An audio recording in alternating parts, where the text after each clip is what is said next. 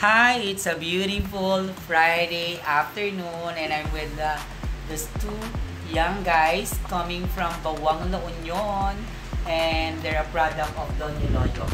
Yes, and they're here to enroll for BS Criminology. And I'd like to know your name? Ron?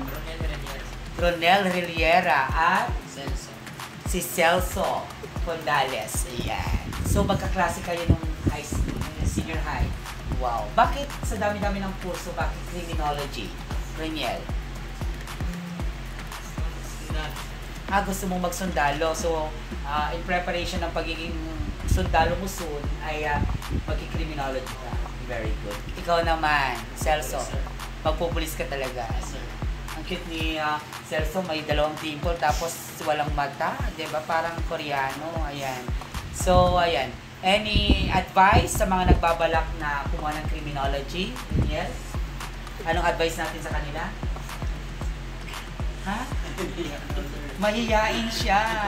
Ikaw, Celso. Dito lang daw ang simsan para maganda rin yung dito. Ay, akala ko para makita nila na maganda ako. Ay, yun daw yung para maganda daw si sir. Diba? Okay. Ayan. Shoutout natin si Mayor nyo, si Mayor Clarence. Ayan. Shoutout Mayor. At saka si Vice Mayor. Si Vice Mayor Henry Pacornay. Ayan. Nandito po ang inyong mga residente dyan sa Bawang. Diba? Okay naman na kayo.